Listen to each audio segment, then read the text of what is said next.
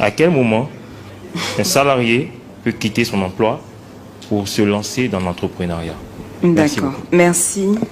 Coach, à quel moment un salarié peut quitter son emploi pour se lancer dans l'entrepreneuriat? Quand il s'est suffisamment préparé pour vivre sans besoin de son salaire. Je vais expliquer. Lorsque tu as un emploi et tu as un salaire, ne fais pas comme si tu as atteint la finalité de ta vie. Tu peux utiliser ton emploi comme moment pour se préparer afin d'entreprendre un jour. J'ai commencé avec l'épargne en 2007. 2008, j'ai commencé des petits investissements. 2009, ça marchait un peu bien. J'ai commencé déjà à gagner un peu, mais comme on vivait toujours dans une boutique, les gens sont commencés à venir me voir dire, Ricardo, regarde, les affaires, ça ne marche jamais, il faut chercher un emploi. Et parce que tout le monde répétait, bon, je n'avais pas les niveaux actuels, psychologiquement, j'ai eu peur, je suis allé chercher un emploi.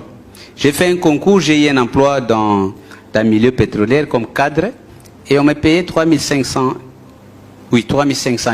C'est à peu près 3000 euros.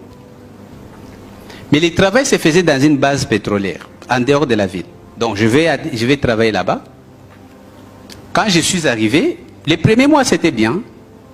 Première fois qu'on te paye un grand salaire. J'étais content. Deuxième mois, en parlant avec les amis du bureau, on dit oui, bien sûr, on nous paye 3500, mais cette entreprise concurrente, les gens qui font notre travail, ils gagnent 3000 $, non, 6000 $. Et on commence à devenir inquiet. Et les rêves de tout le monde là-bas, c'était quoi? Non, un jour, nous allons quitter cet emploi pour devenir entrepreneur. Mais j'observais comment ils vivaient. Ils dépensaient tout ce qu'on gagnait à la consommation. Quand je suis rentré, j'ai dit à madame, j'ai dit, j'ai vu là-bas les gens qui ont 50, 60 ans. Moi, je n'ai pas envie de passer toute ma vie à faire ce genre de travail. Je ne vais pas travailler pendant une année. Alors il a dit, mais qu'est-ce qu'on fait? J'ai dit, on va continuer à rester là où nous sommes. Nous allons épargner la totalité de tout ce que nous gagnons là. Bon, on avait d'autres sources déjà de revenus, je vous ai dit. Mais on a épargné systématiquement pendant 9 mois. Ça nous a donné assez d'argent. Et lorsque tu travailles, ce n'est pas tous les temps, surtout si tu es cadre, ce n'est pas tous les temps qu'il y a des tâches. Tu peux rester toute la journée. Bon, tu es obligé de rester au bureau. Parce que quand on va t'appeler, il faut que tu répondes. On t'envoie les mails, tu dois lire. On t'envoie les documents, tu dois signer. Mais tous les restes du temps, tu fais quoi? Moi, c'est pendant ces temps-là que je continue à apprendre.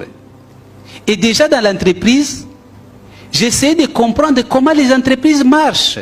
Aujourd'hui, beaucoup d'entrepreneurs ont des problèmes. Pourquoi? Ils ne connaissent pas l'administration. Ils créent une entreprise, ils ne savent pas décrire les postes. Ils ne savent pas écrire les procédures. Mais c'est pendant ce temps que tu apprends. Regarde dans ton... Qu'est-ce que les ressources humaines font là-bas? Quelle administration? Le salaire, c'est comment? Et tout.